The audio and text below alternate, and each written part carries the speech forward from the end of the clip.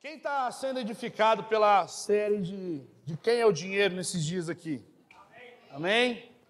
Glória a Deus. Eu quero encorajar você que ainda não viu, ou você que quer rever, esqueci, você que precisa rever as palavras dos últimos domingos, entra lá no nosso canal do YouTube e assista. Se você sabe que tem algum irmão que precisa ouvir a respeito do Evangelho por meio desse tema, mande para essa pessoa, talvez alguém que tem traumas ou problemas em relação às finanças, como honrar a Deus por meio das finanças, mande para essa pessoa para que ela seja edificada, amém?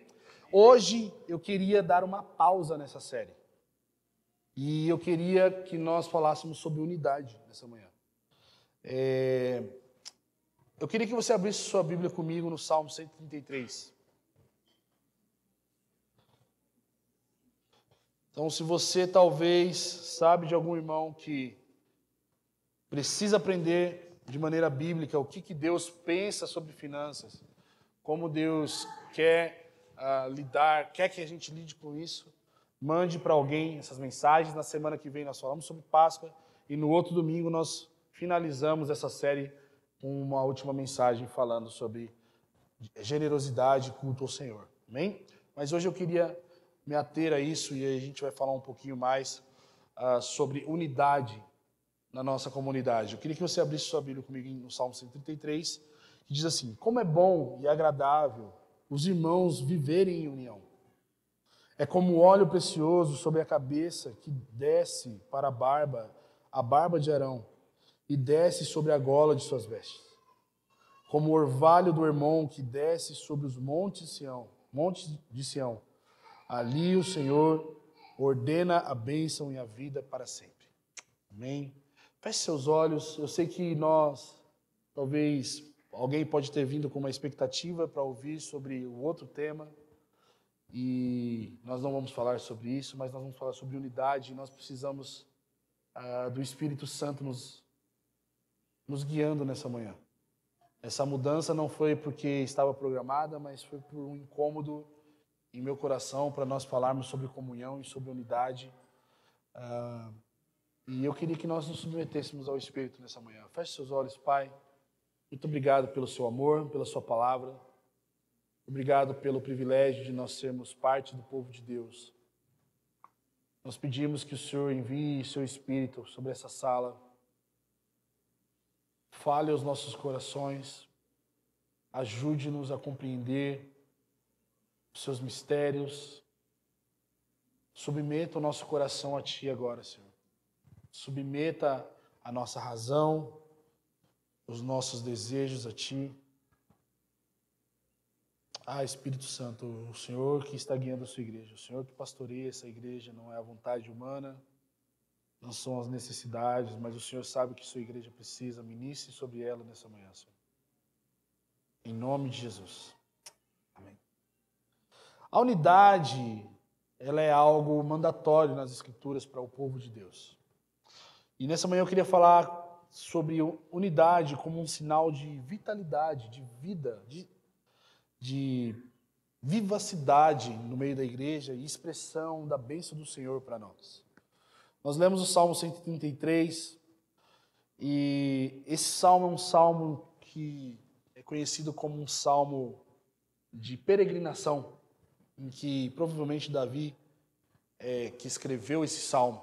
Mas antes de nós nos afundarmos e imergirmos na realidade desse salmo, vamos olhar para aquilo que realmente está acontecendo conosco, meus irmãos. A gente vive em uma sociedade pós-moderna e a sociedade na pós-modernidade, nós somos marcados por algumas características que influenciam diretamente a maneira como a gente se relaciona. Algumas dessas características são justamente o individualismo extremo. Nós estamos sempre tentando colocar o eu acima de nós. O eu em primeiro lugar. A realização pessoal ela tem uma grande estima na nossa sociedade, nos nossos dias. E essa realização pessoal, muitas vezes, custa coisas custa vínculos comunitários. E a nossa sociedade, ela está cada vez mais desprendida desses vínculos quando nós falamos a respeito de nós termos essa realização cumprida nas nossas vidas. Existe uma tendência comportamental dos nossos dias de nós sermos individualistas, de nós andarmos solitários, de nós não termos intencionalidade em relacionamentos. Outra coisa que é muito marcante na nossa sociedade hoje é justamente o relativismo. O fato de nós sermos cristãos e entendermos que Cristo é a verdade, para a sociedade pós-moderna é um problema, porque hoje todo mundo tem a sua verdade. Todo mundo tem a maneira de ver a vida e viver a vida. E nós vivemos em uma sociedade que tenta diminuir a verdade, tenta relativizar a verdade por meio de uma ideia de enfraquecer o que realmente é a verdade. E a verdade é o nosso Deus. Não existe verdades absolutas numa sociedade pós-moderna. E quando nós propomos uma verdade absoluta, o Evangelho de Jesus, o próprio Jesus, isso é um escândalo para as pessoas. E isso também é justamente um problema que faz com que pessoas se apartem da realidade de vida comunitária. Outra coisa que é muito marcante na nossa sociedade pós-moderna são as fragmentações das relações.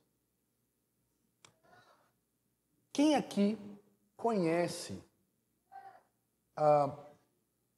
vou pensar num blogueiro aí, vai. Fala o nome de um blogueiro, você que é bom pra caramba nisso. Felipe Neto. Quem conhece o Felipe Neto aqui? Todo mundo aqui odeia Felipe Neto, pelo jeito, né? Mas alguém já tomou um café com Felipe Neto? Mas a rede social e o mundo pós-moderno tem feito a gente ter amor e ódio por pessoas que a gente nem conhece. Né? A gente acha que a gente é amigo do Douglas do Dizoscope porque a gente assiste toda segunda ou terça, não sei qual que é o dia do podcast mais, que a gente assiste, nossa, esse cara é um homem de Deus, eu conheço ele. A gente não conhece ele. A gente acha que a gente conhece as pessoas por causa dessa realidade da tecnologia nos nossos dias, que promovem um tipo de relacionamento, um tipo de afetividade por algum tipo de figura dentro da nossa sociedade. Só que esse tipo de conexão, esse tipo de afinidade, ele é superficial demais. Porque provavelmente essa pessoa nem saiba o seu nome. Né? Eu preciso confessar um pecado para os irmãos. Eu sou um cara que tem um problema com memória de nomes. Né? E às vezes eu vejo as pessoas me cumprimentarem com tanto calor, com tanto amor, mas eu não sei quem elas são. Mas ele chama eu de irmão. E eu, para não ficar chato, eu chamo ele de irmão também, ou de mano. Mas eu não sei quem é essa pessoa. E essa pessoa nunca sentou comigo para ouvir meu coração. Mas nós, na nossa cabeça, achamos que nós amamos ele, porque eu falei, não, ele está se sentindo amado, porque eu chamo ele de mano. E ele acha que eu me senti amado porque ele lembrou meu nome, estava me acompanhando de alguma forma. Né? Isso são fragmentações das relações. E nós não precisamos de, talvez, figuras muito públicas. Nós mesmos cultivamos essas relações na vida comunitária. Não existe um compromisso real que resulta em profundidade de relacionamento na nossa geração. Nós estamos muito acelerados, nós vemos já coisa suficiente nas redes sociais da vida das pessoas e nós já conseguimos pré-julgar facilmente o que essas pessoas são e o que essas pessoas não são mediante a 10, 15 segundos de stories. Né? Fica tranquilo que essa pregação não é contra o Instagram. Tá? Nós temos outro problema que é muito sério na nossa realidade de sociedade, que é a desconfiança ou descredibilização das instituições sociais. Família, Estado, igreja, comunidade são coisas descredibilizadas nos nossos dias. Família. Nós tivemos no mês passado um seminário falando sobre oficina da família, né? Um seminário que falava sobre casamento e família, e nós nos chocamos com a realidade de que a proporção de casamentos que existem é o dobro, ou seja, a proporção de divórcio que existe no Brasil hoje é metade da proporção de casamentos que existem no Brasil hoje. Então, 50% do número de casados é equivalente a pessoas divorciadas na nossa realidade. Falar sobre a descredibilização do Estado, bom, nós temos um ex-presidiário no governo do nosso país. E aqui não estou falando por ser direita ou esquerda. Nós temos pessoas que há 2 anos atrás estavam marginalizando cultos afro dentro do Planalto Central, mas a semana passada levou um pai de santo no mesmo trio elétrico de orar pelo Brasil. As coisas estão banalizadas, né? E por quê? Porque a gente tem visto uma incoerência muito grande nas instituições. Isso descredibiliza e gera suspeita na sociedade pós-moderna de se agregar, de se afiliar a qualquer tipo de instituição.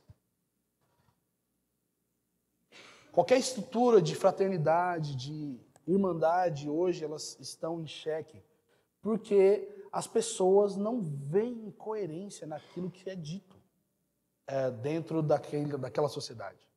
Aquela sociedade levanta uma bandeira, mas não sustenta aquilo que ela está levantando. Nesse contexto, irmãos, unidade, fraternidade, união são contraintuitivos. São ideias que parecem distantes nessas estruturas dentro da nossa sociedade. É quase utópico nós pensarmos unidade na sociedade pós-moderna. Pensando que nesse mundo que nós estamos vivendo é valorizado uma autonomia radical, onde você é dono de você mesmo, onde você é dono do seu próprio corpo, dono do seu próprio destino, e você pode escolher o que você quer ser. Né? E existe uma autoexpressão acima da comunhão. E o que isso quer dizer para nós? Mais do que nós estarmos unidos, o que importa é o meu nome como pastor estar em evidência nos blogs, nas redes sociais. Por quê? O que importa é a figura pública de alguém e não o que une as pessoas em torno do que é ser igreja. Ultimamente, nós temos visto muitos escândalos dentro da igreja, no Brasil afora, que, se você analisar friamente, impactam na realidade da igreja, esses escândalos, mas esses escândalos estão ligados a pessoas públicas. Nem todo mundo está ou coopera ou é parte desse escândalo essencialmente. É justamente a gente vê lá, fulano de tal caiu em pecado, tá vendo? Aquela instituição, ela é desconfiável, ela não merece crédito justamente porque fulano, que é o líder, caiu em pecado. Mas se nós pensarmos, será que toda a comunidade que essa pessoa liderava, ela era ou é doente como essa pessoa? Nós sabemos que o impacto de uma liderança doente, lógico que vai englobar uma comunidade doente. Mas talvez existam pessoas mais sérias no meio de tudo isso. E a nossa autoafirmação, a necessidade de termos uma pseudo-comunidade que nos afirme diante de uma sociedade pós-moderna, faz com que a gente ache que a Imago Dei é a igreja do Ramon e não a igreja de Jesus. É a igreja que o Web fez e não a igreja de Cristo. Só que o que isso gera para nós? Existe uma bolha como um produto de individualismo e fragmentação que vem dessa sociedade pós-moderna, fazendo com que nós tivéssemos múltiplos pequenos grupos de identidades próprias.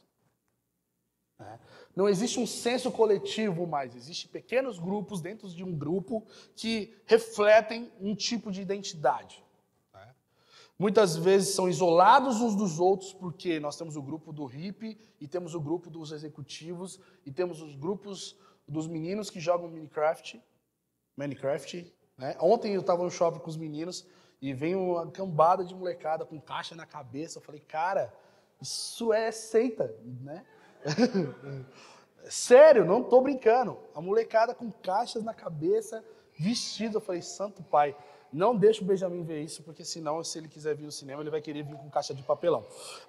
Mas aí a gente pensa que existe, dentro da mesma sociedade, dentro da mesma cidade, até mesmo dentro do mesmo nível social e cultural, pequenos grupos de fragmentação, com identidades próprias a esse grupo. E essas bolhas, elas nascem de alguns pontos. O primeiro deles é justamente a afinidade ideológica, estética e cultural ou emocional que esses grupos têm. As pessoas, elas estão se reunindo com quem realmente pensa igual. Eu duvido, honestamente, que você, depois que está congregando com a Imago Dei, depois de 6 meses, 1 ano, você começou a Escola do Cordeiro, eu duvido você ir para uma igreja neopentecostal e conseguir ter comunhão com os irmãos neopentecostais depois desse rolê. Eu duvido. Eu pago a pizza do forno para você. Se você tem total liberdade, comunhão, amizade, em detrimento ou tirando qualquer tipo de gueto que nós criamos por conta da teologia. Nós estamos procurando igrejas que pensem iguais a gente. Nós acreditamos que as escolhas iguais é o que valida a credibilidade desse lugar. E eu não estou falando para você sair da Imago Dei e voltar talvez a uma igreja que não é saudável nem bíblica. Tá? Mas nós estamos procurando afinidades ideológicas, teológicas, culturais e até mesmo emocionais, para nós nos sentirmos acolhidos. Nós também buscamos uma segurança emocional. Por quê? Já que as estruturas estão danificadas e descredibilizadas, quando você acha uma igreja, você quer também ter uma validação emocional em relação àquilo que você vive como igreja, ou como você viveu a sua vida o tempo todo. Talvez você não tenha ouvido um pai e você procura no seu pastor um pai. Talvez você não tenha família e você procura na igreja um lugar de família. E talvez Deus dê tudo isso para você. Mas eu não tenho filho barbado. Talvez você procure afirmação emocional, estabilidade emocional em grupos que você participe. E por quê? Porque é mais seguro viver cercado de quem me entende e não me confronta do que estar unidos, independente do que realmente está nos unindo. No sentido estético, no sentido social, cultural, emocional. E outra coisa também que funciona muito legal é que existe um mecanismo social e tecnológico. Bom, no meu Instagram, normalmente aparece coisas de teologia, bastante meme e churrasco. São coisas que eu amo. São coisas que eu consumo. Né? Talvez a minha bolha seja isso. Mas talvez a bolha da Cris não seja essa bolha. E ela veja muitas outras coisas diferentes do que eu vejo. Os mecanismos sociais hoje, eles apontam você para uma tribo específica, não de acordo com o que realmente importa, mas de acordo com as suas preferências. E posso ser sincero para você? No reino de Deus, as nossas preferências são dizimadas pela vontade e querer de Deus. E por que eu dei essa bela introdução para nós sobre isso? Salmo 133, ele é um cântico de peregrinação. E o que isso significa? Todas as tribos de Israel iriam pelo menos 3 vezes ao ano para Jerusalém. Essas tribos iam para comemorar as festas estabelecidas lá no Êxodo, no deserto. As festas dos tabernáculos, festas das trombetas e a outra festa, não me lembro. As festas judaicas. Né? Tem Pentecoste, Páscoa e tem mais uma. Primícias, tabernáculos. E o que acontece? Essa galera ia junto. E aí para a viagem, pensa bem que você sai de lá de Espinhosa, cidade que a dona Carmen é, e vem andando até Belo Horizonte. Essa viagem, em certo momento, fica quente, entediosa, difícil. E o que essa galera faz? Canta. E esses cânticos eram para lembrar e para dar sentido a todo o processo de peregrinação do povo em direção a Jerusalém. É as pessoas cantando e celebrando a unidade, a união do povo de Deus, indo em direção à celebração do Senhor. E é por isso que ele é conhecido como um cântico de peregrinação. Segundo a tradição, quem escreve esse salmo é Davi, o rei Davi. E o que acontece? Gente, Davi, depois que ele se torna rei, ele governou primeiramente numa cidade chamada Hebrom, a região de Hebrom. E Davi, ele reinou durante 7 anos sobre esse lugar, sobre Judá e Benjamim. As duas tribos que fecharam com Davi, até, de repente, a nação inteira se juntar e reconhecer Davi como rei. Mas, durante todo o período, nos seus primeiros 7 anos, Davi teve um reino dividido, em que 2 tribos fecharam com ele e as outras 10 talvez nem se importassem com Davi ou não concordassem com a realidade de Davi como rei. Davi é de uma nação dividida e à beira de uma guerra civil, insatisfeita com o reinado, cheia de inimigos amedrontando o povo de Deus. Mas pouco tempo depois que Davi assume o governo, nós vemos a história bíblica chamar o reinado de Davi como um reino dourado e um apontamento para o reino messiânico de bonança, paz, unidade e tudo que é de bom no reino de Davi. E a expectativa dos judeus é de que o reino messiânico seja o reino de Davi melhorado. Tudo de bom com a melhor coisa, a presença de Deus no meio deles. E aí, Davi escreve esse salmo falando para a gente a primeira coisa e mais bela desse salmo. Quão bom e agradável é ver os irmãos juntos.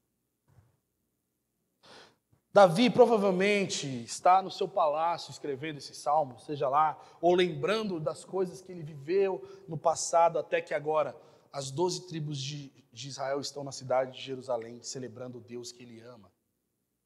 E todos juntos diante de Deus, juntamente com ele, celebrando esse Deus. E ele começa a dizer, como é bom ver as 12 tribos de Israel juntas comigo, nós todos, sem divisão, sem diferença, sem qualquer tipo de dificuldade ou esforço máximo para estarmos juntos.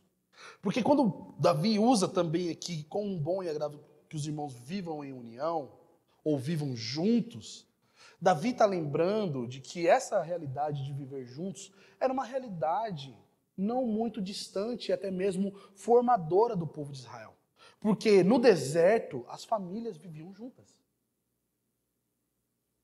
Após a saída do Egito, essas famílias estavam vivendo juntas umas das outras. Irmãos viviam com irmãos. E agora, se você olhar para a narrativa bíblica é maravilhosa quando fala sobre família, sobre irmandade. Primeiras histórias da Bíblia já começam com um irmão matando o outro. Depois você vem ver Ló e Abraão, que são família, né? São primos, são sobrinhos, tio e sobrinho, eles brigam. Você vê a própria casa de Davi ter problemas graves em relação a irmãos matando outros irmãos, a filhos se rebelando e tomando o trono do pai. Olha que beleza. Você vê a narrativa bíblica com os discípulos, dizendo que os discípulos estavam disputando quem sentaria do lado de Jesus. Porque isso representava quem seria o maior no reino dos céus. É muito belo quando nós falamos sobre a unidade da igreja de Atos. É muito interessante, todos eles tinham algo em comum, como se a realidade de se relacionar fosse abolida, olhando para essa ótica. Mas nós vemos que em Atos, e também as cartas de Paulo, estão lidando com problemas relacionais. E aí vem Davi, olha, fala para aquela galera toda junto, fala, nossa, como é bom ter todo mundo junto. Talvez todo mundo queria se matar. Talvez nem todo mundo gostava de todo mundo. Mas quando ele olha para o povo junto, ele se alegra. Porque ele estava parecendo ter uma contemplação de algo que enchia o seu coração de contentamento, em ver o que realmente desejava do seu povo. E o que Deus desejava do seu povo? A união. Em um mundo, quando a gente falou de vários problemas que afrontam a unidade, em um mundo de unidade ilimitável, nós somos um se você votar no meu candidato, nós somos um se nós torcemos para o mesmo time. A união segundo as Escrituras é um desafio, meus irmãos, porque ela é contra padrões de unidade. E nós entendemos que unidade provém de padrões, mas as Escrituras dizem que não. Weisberg, um comentarista bíblico, ele vai dizer assim: existe uma união artificial baseada na teologia do mínimo denominador comum, mais uma uniformidade organizacional do que o tipo de união espiritual pelo qual Jesus orou em João 17. Agora, para quem não sabe um pouco da minha história, em 2012, quando eu fiz o Enem e eu passei no SISU lá, coloquei meu negócio no SISU, era para eu ter feito matemática. Né? Odeio matemática. Mas alguma coisa eu fiz errado no Enem que deu para eu fazer a licenciatura de matemática pela Universidade Federal. E eu não fiz, graças a Deus. Mas eu lembro que nas minhas aulas de matemática, quando falam sobre mínimo denominador comum, fala sobre uma forma conhecida como MMC. Talvez nenhum de vocês lembram disso. Né? O MMC é um sistema de identificação na matemática que vai encontrar padrões. É um meio calculador de achar um denominador mínimo. Ou seja, nós precisamos achar o menor número entre todos os números em que esse conjunto de números, essa sequência de números, tenha esse número como um apontamento para sua multiplicação, divisão e tudo mais. Né? Esse tipo de conta, né, esse tipo de cálculo, ele é usado para encontrar coincidências de ciclos, ou seja, quantas vezes o sinal vermelho fica vermelho no dia, em qual segundo daquele tempo ele fica. Isso é uma forma de você calcular pelo MMC. Né? Para quem é de exatas, deve estar entendendo o que eu estou querendo dizer. Quem não é, também fala, cara, nunca usei isso na minha vida, agora você está querendo lembrar, deve ter tendo até gatilho, porque era algo muito chato mesmo. Né? Ele mapeia quantas vezes você vai ter que multiplicar para ter o mesmo resultado entre dois ou um intervalo de números. Né? E ele identifica o mínimo necessário para haver soma entre eles. Então, para eu ter algo somatório, eu preciso ter no mínimo X valor. Né? Aulinha de matemática. O sistema matemático ele dá um padrão e um mínimo para nós termos somas dentro do sistema matemático. E a unidade hoje na igreja parece que está se tornando esse sistema de denominador comum, em que nós só podemos ter unidade, ou nós só somos um, nós só podemos somar se o mínimo denominador comum for alguma coisa que faça com que todas essas pessoas que estão nessa sala se somem e seja uma coisa. Só que isso não é unidade.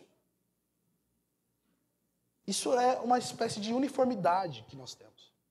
Nós pensamos a mesma teologia, nós gostamos de cantar as mesmas músicas, nós seguimos os mesmos artistas, nós pensamos com o pensamento dos mesmos pensadores. Mas se alguém diferente chegar aqui, talvez a gente olhe, esse cara não é para estar aqui conosco. Existe um apelo pela uniformidade superficial dentro das igrejas hoje, que demonstram muita saúde aos olhos humanos. Imagina, você tem 1000 pessoas em Varginha que confessem a confissão reformada. Não seria maravilhoso? Seria ótimo. Muitas igrejas que não pregam o evangelho estariam fechadas por causa disso.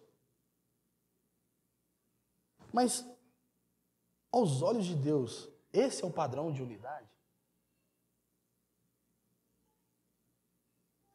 A unidade, meus irmãos, é um chamado a não fechar a conta. A unidade é um chamado onde Deus, que é o resolvedor dos problemas matemáticos da unidade, faz com que o diferente seja somado, independente do valor que pode dar. Porque no final, a conta fecha porque Deus está fechando a conta. Mas não faz sentido. a matemática do reino não faz sentido mesmo. Davi, quando ele fala sobre isso, ele pode ver pessoas distantes de Jerusalém, de lugares muito longe, talvez mais do norte, outras mais do sul, enfim. Ele está vendo todas as tribos unidas e dizendo, como é bom que todos estejam unidos, vivam juntos em união. Só que se você for olhar para a história das tribos de Israel, já começa com uma certa rixa de Judá versus todas as tribos. Porque existia um ciúme do crescimento e da centralização do poder em Judá. Por que Judá tem que ser a capital do reino? Por que não outra cidade? Por que não Samaria? Por que não em outro lugar? E nós vemos até mesmo em 2 Samuel esses questionamentos sendo levados em consideração porque Davi tinha sido, de certa forma, protegido pela tribo de Judá e não pelas outras tribos. E aí essa tribo tinha certo apreço ou certo carinho por Davi, até porque Davi era de Judá. Você também tem conflitos de identidades. Cada tribo tinha orgulho da sua herança. Alguns se achavam mais escolhidas que as outras. Por exemplo, a tribo de Efraim era uma tribo de grande importância na geografia e na história de Israel, porque era a tribo que depois da divisão do reino, depois lá de 2 Crônicas, onde o filho de Salomão faz caquinha, o povo se rebela, Efraim é a tribo que governa as outras 10 tribos. Era uma tribo predominante sobre as tribos que não eram Judá e Benjamim. Ela era a tribo mais proeminente no norte de Israel. E você também tinha divisão de regiões, divisões regionais. Você tinha as 10 tribos lideradas por Efraim, Issacar e Zebulon, que eram tribos importantes ali com exército, discernimento e liderança. E ao sul você tinha Judá e Benjamim, aquelas tribos que se sentiam fiéis ao chamado do Senhor. Tanto que quando você vê os profetas vindo com as denúncias em relação à idolatria, Judá e Benjamim se sentiam muito, talvez, distantes da realidade idólatra do povo do norte. Mas isso também provocava diferenças econômicas e até mesmo de influência. Você tinha Judá, que era forte militarmente e politicamente sobre Israel. Era a tribo de Davi, eles eram fiéis à liderança de Davi. Você tem Benjamim, que é a tribo do rei Saul. Mesmo sofrendo perdas políticas, essa tribo respeitava o trono de Davi.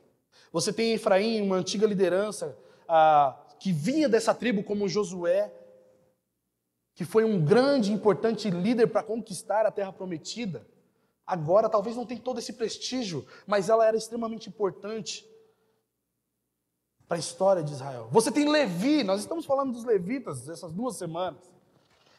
A tribo que não trabalhava e era bancada por todo mundo, mas estava ali, era povo de Deus. Eles eram aqueles que cuidavam do culto, da adoração. Eles tinham importância porque eles carregavam a arca da aliança. Aquilo que representava Deus andando sobre o povo. Eles que entravam com a arca no templo em Jerusalém. Imagina isso, gente. Você tem Issacar, conhecida como aquela que discernia os tempos e as épocas de guerra. Ninguém ia para uma guerra sem ligar para alguém de Issacar. E aí? Vamos ganhar ou vamos perder? Você tem Dan e Simeão. Por quê? Eles eram talvez os mais esquecidos, mas mesmo assim Davi reorganiza o reino e não desconsidera eles, mas eles são parte do povo, mas eles não tinham expressão nenhuma. Sabe aquele time como o América? Que você fala, não, é do Campeonato Mineiro, mas você não está nem aí se ele ganhar ou perder, não muda nada. Você também tem Zebulon e Naftali, que enviaram soldados fiéis a Davi, mesmo de longe.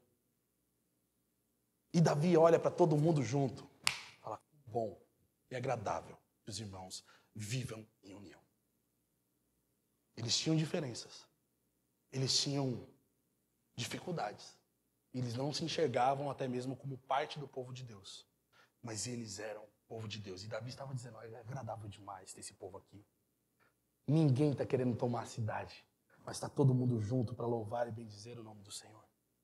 Está todo mundo aqui feliz.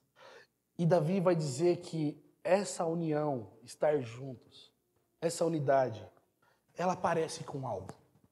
Duas coisas. A primeira coisa que Davi vai dizer no Salmo 133 é que essa união é como o precioso óleo de Arão, que desce sobre a cabeça, é derramado sobre a cabeça de Arão e desce pela sua barba. E desce sobre a gola do seu vestido. Davi reconhece, meus irmãos, que a unidade do povo confuso e problemático de Deus não vinha de acordos de paz. Hoje a gente não vai brigar, beleza? Sabe quando você reúne a família inteira e você fala, não fala do tio que divorciou, não fala da mulher que virou homossexual, não, que todo mundo é família, todo mundo finge demência e ignora os problemas, come todo mundo junto, depois todo mundo vai para casa e fica falando mal do outro. Então, essa realidade não era o que acontecia no povo de Deus.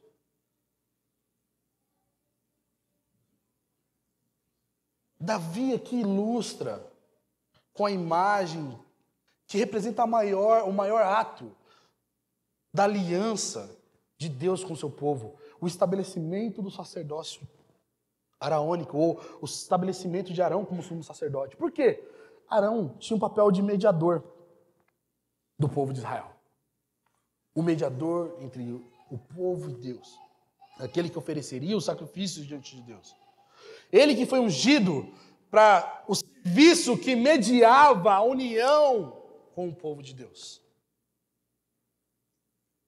Esse óleo que foi derramado sobre sua cabeça, ele descia sobre a sua barba.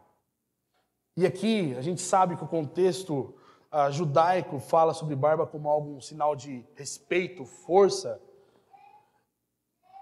ao ponto de dizer que a unidade é bela como a barba de Arão. E descendo até a gola de Arão, o que acontecia com a gola quando ela era encharcada? Ela molhava toda a roupa de Arão. E descia para o peito de Arão. Só que no peito de Arão era colocado uma estola, um colete, com 12 pedras. Eram as pedras que representavam as 12 tribos de Israel. O óleo que descia para dentro da gola banhava essas pedras que representavam as tribos de Israel. Isso expressa, meus irmãos, que a realidade da unidade no povo de Deus é uma ação constante e abundante do Espírito Santo no seu povo. A bênção de Deus não era só para a cabeça de Arão. A bênção de Deus, da unidade, não era para uma parte, para uma pedra, mas é sobre todo o povo de Deus, que era banhado com a unção que descia da cabeça de Arão. Da mesma maneira que aquele óleo descia sobre as pedras, a unção de Deus provia bênção para o povo inteiro ser unido. A união também é semelhante à unção sacerdotal. E aqui entenda uma coisa. Existem dois fatores que acontecem ou eram visíveis quando alguém era ungido. Primeiro, aquela pessoa estava comissionada para algo, separada das outras coisas da vida. E segundo, o óleo representando a unção do Espírito sobre o sacerdote, ou sobre o rei, ou sobre o profeta, ele era um óleo muito especial, porque ele não era óleo de cozinhar, ele era óleo para separação, para santificação. E Davi vai dizer que é como um precioso óleo que descia. E aqui Davi está falando sobre preciosidade desse óleo, porque os óleos mais preciosos eram os óleos que tinham maior fragrância, a fragrância mais cheirosa que poderia dizer. Davi é trazendo aquela realidade sensorial, dizendo assim, é maravilhoso quando você abre aquele óleo e sente aquele cheiro sendo derramado, é a mesma coisa que deve acontecer quando o povo de Deus está unido. O perfume da unidade. Mas não somente isso. Essa unidade representa a separação para um fim específico. Por isso que a comunhão do povo de Deus, ela não é baseada em preferências questões sociais, afetos e identificações que nós possamos ter na sociedade pós-moderna. Ela é santa. Porque ela representa a separação do povo de Deus para um fim específico, a união. Davi vai continuar dizendo, meus irmãos, que além de parecer-se com o óleo precioso, essa união, ela lembra o orvalho de Hermon. E o que é o orvalho de Hermon? Pensa bem que no Oriente Médio, ali na região de Israel, você tinha duas épocas de chuva. A primeira chuva e as últimas chuvas. Depois, você tinha um intervalo muito grande e um clima extremamente árido, marcado pelas estações, o que causava, de certa forma, uma dificuldade se não houvesse qualquer outra coisa que trouxesse umidade para o ar e até mesmo dificultava a vida naquela região, porque se você não tem água para regar a plantação, como uma sociedade agrícola viveria? Graças a Deus, em sua providência, ele tinha como marco na região de Hermon um orvalho. Mas quando a gente pensa em orvalho, a gente pensa aquela névoa que molha um pouquinho e tal, que deixa o vidro do carro embaçado. Na região do Hermon, é considerado que o orvalho comparado a uma noite de chuva inteira. Porque as tendas ficavam extremamente encharcadas, a terra ficava extremamente molhada com o orvalho que descia do Monte Hermon. Isso gerava um clima extremamente mais agradável, gerava vida e fertilidade para a terra. E aí você entende também que esse orvalho é causado justamente porque o Hermon é a montanha mais alta da região de Israel. Ela fica a 3.000 metros de altitude. E Davi vai dizer aqui algo muito interessante. É como o orvalho de Hermon que desce sobre os montes de Sião. O Monte Sião é o monte mais baixo da geografia de Israel. É o monte mais insignificante da geografia de Israel. E aqui Davi está dizendo que o frescor, a beleza, a vitalidade que o orvalho de Hermon produzia estava caindo e caía sobre o Monte Sião da mesma maneira a que caía no Hermon, gerando frescor, gerando vida, gerando alegria. Imagina, meus irmãos, que o povo não dependia de chuva, eles dependiam de um orvalho para viver abundante. Isso é providência divina. Parece que Davi, quando ele começa a escrever e se alegrar com a comunhão dos irmãos, ele lembra que por 7 anos o seu governo foi em Hebron.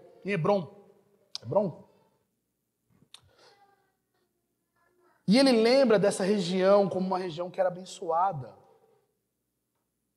pela vitalidade de Deus, pela bênção de ser um povo que era cuidado pelo regar do Senhor. Era refrescado por esse orvalho. Podia estar quente o suficiente. Davi está dizendo que a comunhão liberava frescor para a sua alma. Davi não só fica somente no aspecto de sensação, mas Davi vai declarar algo muito importante, dizendo que ali o Senhor ordena a bênção para sempre. O que pode ser bom, um frescor, um clima úmido no meio do deserto, agora fica diminuído no olhar de Davi. Porque Davi está comparando tudo isso às sensações, mas a realidade de que na unidade Deus manda a bênção é superior a qualquer coisa que unia aquele povo. Porque talvez o povo poderia procurar se unir em lugares que fossem legais, prósperos, em que eles pudessem cultivar uma boa terra e eles terem sucesso aos olhos humanos. Talvez eles estavam procurando fortalezas, talvez o povo teria interesses sociais, econômicos e políticos distintos, mas Deus está mostrando para Davi que a unidade é o lugar em que ele ordena a sua bênção, em que todo deleite da alma humana é suprido na unidade. Mas sabe por que é suprido na unidade? Porque Deus está liberando vida, abundância, vitalidade para o povo que vive unido. Porque quando o povo está unido em Jerusalém, eles não estão unidos em detrimentos políticos. Eles estão unidos para celebrar o Deus que vive no meio do seu povo. Eles estão indo ao templo, que é a casa de Deus. Eles não estão lá para levantar faixas, protestos, rixas e divisões. Eles estão lá porque tem um lugar em Jerusalém em que Deus estabeleceu como sua habitação. E o povo se une diante desse lugar, que é a habitação de Deus. E Davi olha e fala, quão bom é que o povo esteja unido nesse lugar.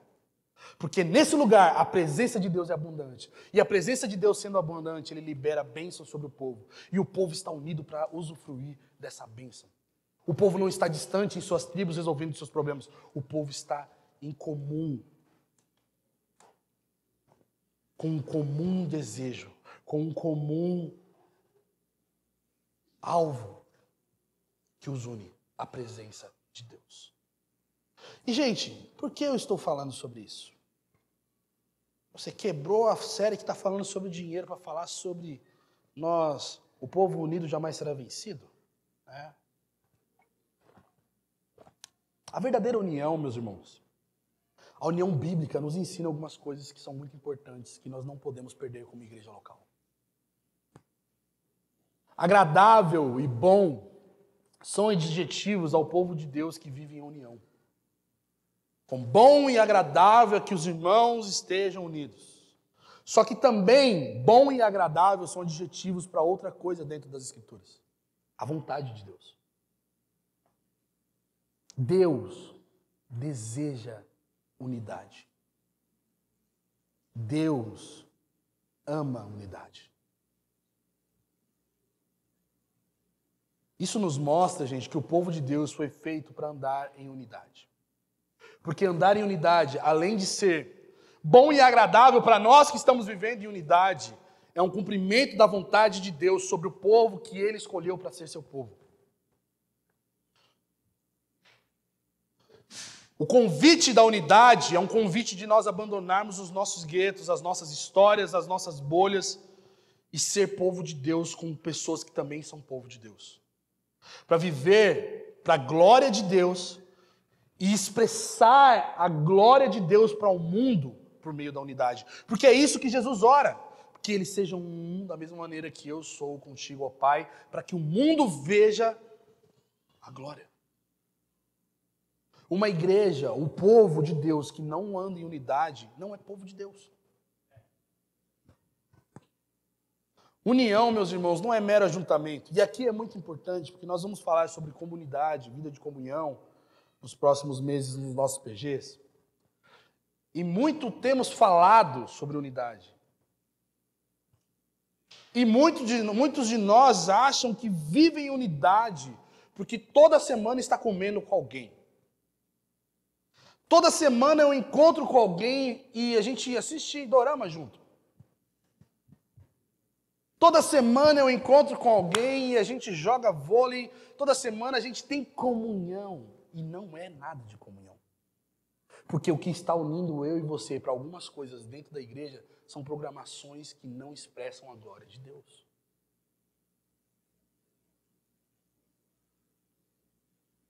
Não é porque nós estamos aqui, meus irmãos, no mesmo lugar, partilhando da mesma vida e dos mesmos gostos que nós estamos tendo comunhão verdadeira. É porque nós estamos partilhando de Cristo uns com os outros, fazendo do seu fardo, o meu fardo, do meu fardo, o seu fardo, expressando as nossas dores e as nossas alegrias, e fazendo dessas alegrias e dores nossa e não individual, que faz com que nós sejamos a porção de Deus e povo apto para receber a visitação de Deus. É viver como família, mesmo que você não goste desse seu irmão. É viver em unidade, rompendo com individualidade e sendo um povo único. Davi fala isso com muita propriedade, porque por um tempo no seu reino ele foi marcado por divisão. muros, barreiras. Até que quando ele é estabelecido em Jerusalém, para ser rei, ele reina sobre uma nação e não sobre um povo dividido. Meus irmãos, unidade é algo santo para Deus. Ao ponto de que a unidade nesse texto é comparada à santificação de Arão. Isso quer dizer que nós fomos tirados dos nossos guetos, tirados das nossas histórias, tirados dos nossos rolês, para sermos um povo, o povo de Deus, juntos. Para servirmos ao Senhor juntos e servirmos ao povo de Deus por meio dessa unidade e não pelo individualismo. Existe um favor de Deus em garantir graça e unção para a unidade. Porque só sendo cheio do Espírito para aguentar algumas pessoas. Só sendo cheio de Deus. Só sendo encharcado pela unção do Espírito que nos santifica para nós suportarmos uns aos outros. E sabe qual que é o nosso esforço em relação à unidade? É continuarmos sendo cheios do Espírito e perseverarmos. Lutarmos por essa unidade como o Espírito está promovendo. Nós precisamos repensar, na verdade, o que é a unidade. Porque nós precisamos parar de achar um denominador mínimo que nos une.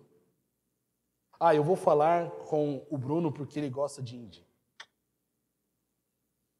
Eu vou falar com o Jonathan porque ele gosta de programação. E eu sou da área de tecnologia, então nós vamos ser muitos amigos. Nós precisamos parar com isso, gente. Porque isso fere o corpo de Cristo.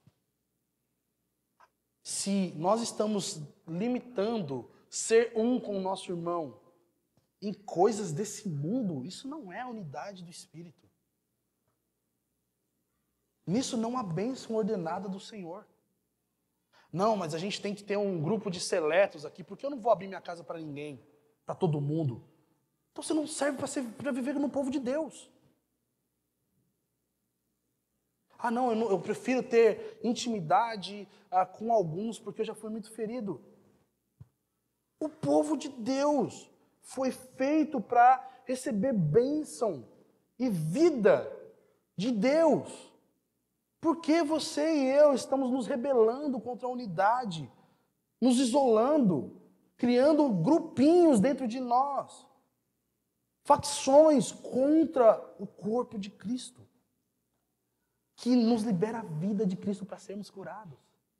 Sabe qual que é o pensamento que me vem a respeito disso, meus irmãos? É que talvez grande parte dos cristãos que estão na igreja hoje, criando e polemizando essa questão de unidade em detrimento de coisas e afetos compatíveis, não são crentes. Porque não entenderam que a unidade não está no que você tem em comum que eu gosto, mas no Deus que nos uniu.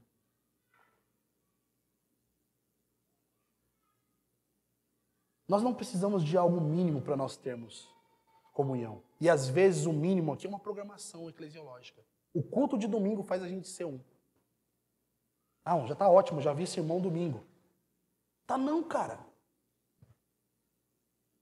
Nós precisamos voltar a um lugar em que nós estamos partilhando vida. Nós, como igreja, meus irmãos, temos perdido essa essência. E nós podemos justificar para nós todo tipo de justificativa para dizer, não, é porque houve troca de pastor, por isso que a igreja está desunida. Houve troca de prédio, a programação está muito frenética. Tudo isso a gente justifica para não assumir que nós estamos em pecado. Nós abandonamos a comunhão uns com os outros. Nós não precisamos do culto de domingo para ver uns aos outros e partilhar de Cristo. Nós não precisamos de ter cargo na igreja para nós estarmos trabalhando juntos e vivermos juntos. Mas me abandonaram. Eu te entendo. Mas se você é parte do povo de Deus, você nunca está se sentindo abandonado porque você tem um Deus que não te abandonou. E você vai atrás da unidade. Ah, mas ele está em pecado ou ela fez isso contra mim. Não importa. Porque o olhar de Deus sobre o seu povo é para que eles sejam um. E sabe, meus irmãos, eu estou terminando. A unidade, ela provoca vida. A unidade provoca expressão de bênção do Senhor. Por quê? Porque agora, o irmão comemorar porque achou emprego não é só mais entre ele e talvez a sua esposa e seus filhos, ou sobre ele e seus pais. É sobre o povo de Deus estar alegre porque o Senhor proveu para o seu povo. Agora, chorar o luto de alguém não é mais algo individual e fechado. É a dor que o povo de Deus sente porque esse irmão perdeu alguém. Olhe para essas cadeiras que estão vazias ao lado de vocês. Você lembra de alguém que faltou aqui hoje?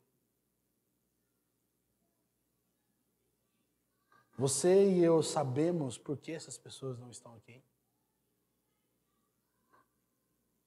Muitas vezes, e eu gosto de falar, porque as pessoas falam, você é muito prolixo contra a relação, quando você fala sobre isso. Quando você questiona a gente. Eu pergunto, você está bem? E essa pergunta é tão automática da gente responder. Não, tá tudo bem. Só que assim, um coração aberto do seu pastor. Quando eu pergunto quando você está bem, é porque eu quero saber realmente se você está bem. E eu estou a todo o seu ouvido se você falar, não estou bem. E eu preciso abrir meu coração. A fragmentação de relacionamentos deixou a gente tão doente que se alguém falar não estou bem, a gente não tem tempo para ouvi-la. Só que o Senhor está nos convocando nessa manhã ao arrependimento. E nós gastarmos tempo, dinheiro, vida, para partilharmos uns com os outros.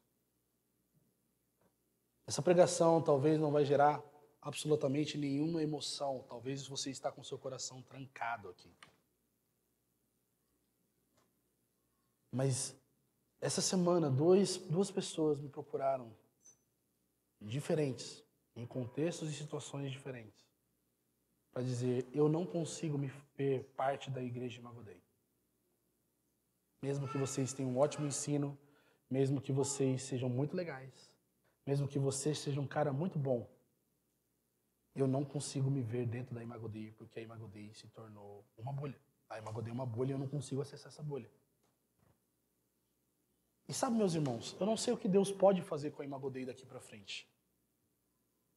Na verdade, a gente só consegue fazer um passo de cada vez, né? Planejar mais ou menos um passo, e de repente Deus muda a rota desse passo.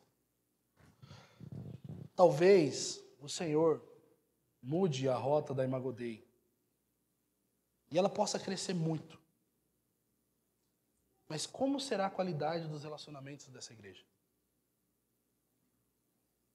Relacionamentos profundos de amizades espirituais e que nós estamos comprometidos em amar, respeitar uns aos outros e confrontar uns aos outros.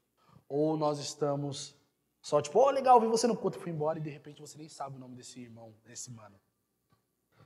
Eu me entreguei agora, né? Não posso chamar ninguém mais de mano. Né? É sério, meus irmãos.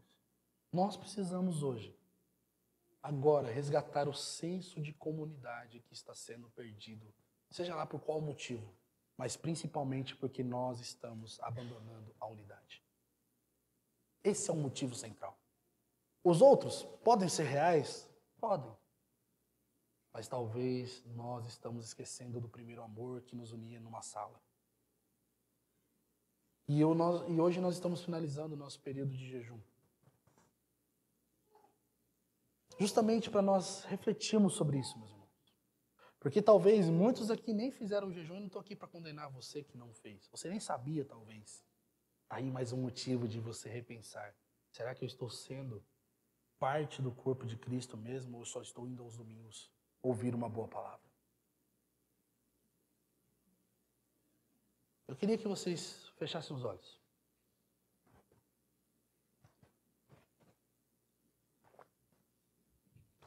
Quando existe divisão dentro da igreja, divisão dentro do povo de Deus, parece que nós entramos em um ciclo de estagnação, de morte. É como se você tivesse um membro e você colocasse algo que impedisse o fluxo de sangue sobre esse membro, e você começa a ver esse membro se deteriorar, ficar inchado, ficar estranho, até que seja necessário ele ser amputado. A unidade, meus irmãos, ele é o que promove vida a membros que estão doentes e enfermos. A unidade é o que marca o frutificar, o acréscimo de novos membros à família de Deus. A frutificar aonde nós estamos. E se talvez nós não estamos sendo frutíferos, é porque nós estamos no cativeiro da individualidade. Nós estamos confinados no ego e nós estamos filiados a uma instituição religiosa superficial. E o cristianismo, o evangelho, é um chamado à profundidade. E não a um cumprir de regras ou um compromisso espiritual. Por muito tempo, dentro das nossas culturas, principalmente nossa cultura local, que é fortemente influenciada por uma cultura católico-romana, em que a missa é o único dia em que eu me preocupo em ter comunhão com Deus e com alguma pessoa, o convite do evangelho é muito mais do que isso. E eu queria que no seu lugar você orasse agora, pedindo misericórdia, perdão do Senhor em relação a isso. Porque talvez você está vivendo uma vida individual. O individualismo tomou seu coração, você não consegue olhar para o lado e ver seu irmão. Você não consegue olhar para alguém e ver nele como um canal de bênção para a sua espiritualidade, para o seu crescer no Senhor. Peça ajuda do Espírito Santo a olhar para outras pessoas, meus irmãos. A necessidade, a alegria, a dor. Porque nós precisamos. Nós precisamos resgatar a unidade. Agora. Deus, Ele para tudo que nós estamos fazendo nesses dias para nos mostrar que talvez o que nós estamos nos tornando é uma religião falsa. Pessoas estão sendo feridas porque nós estamos com as nossas bolhas muito bem arquitetadas, mas o evangelho não está saindo dessas bolhas. E eu e você precisamos romper com isso hoje, meus irmãos. Senhor, nos dê a graça como igreja de sermos um.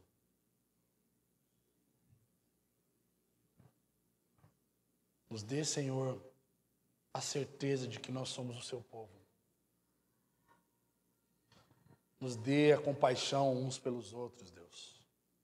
Restaura o amor que nós tínhamos no começo. O amor sacrificial uns pelos outros, Senhor. O amor serviçal, Senhor. Nós não queremos viver como igreja sendo superficiais uns com os outros, Senhor. Nós não queremos crescer e sermos uma boa obra aos olhos humanos, mas uma aberração diante dos seus olhos, Senhor.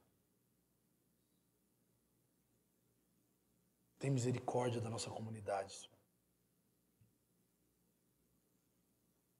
Senhor, eu oro agora pedindo que os traumas que nós vivemos no passado, que nós usamos como desculpa para limitar a comunhão e a vida de Cristo, fluir em nosso meio, sejam curados agora, Senhor. Porque eu sei que existem irmãos aqui nessa sala que não vivem uma vida profunda de comunhão, porque foram feridos por líderes, foram feridos pela igreja, mas eles estão aqui, Senhor, eles são seu povo, e eles precisam de cura do Senhor. Incomode-os a procurar, Senhor, comunhão e vida uns com os outros. Senhor, eu oro para que as bolhas da imagodez sejam furadas pelo poder e unção do seu Espírito que gera unidade na nossa comunidade. Ah, Senhor. Eu sei que pessoas aqui estão preocupadas com o horário do culto, porque tem outra vida além daqui, Senhor. Constranja-os nesse momento, Senhor. Nós queremos ser uma igreja que reflete, expressa a sua glória e vive para a sua glória, Senhor. Ajuda-nos, Espírito de Deus. Nos lembre, Senhor, que nós temos um povo para pertencer, uma família a zelar e uma unidade a ser vivida, Deus, durante a nossa semana. Nos lembra que a nossa espiritualidade não está sendo forjada em nós mesmos, com fim em nós mesmos, Senhor. Mas nós dependemos do outro irmão, nós dependemos daquele que talvez a gente até mesmo despreza, Senhor, para sermos fortalecidos. Oh, Senhor, tem misericórdia, Deus. Nessa manhã nós olhamos para tudo isso que nós vivemos nesses dias de consagração ao Senhor, sabendo que o Senhor está nos chamando ao arrependimento e a realinhar os nossos corações para que a vida de Cristo flua no nosso meio, Senhor. Promova a unidade do Teu Espírito aqui, Senhor. Em nome de Jesus.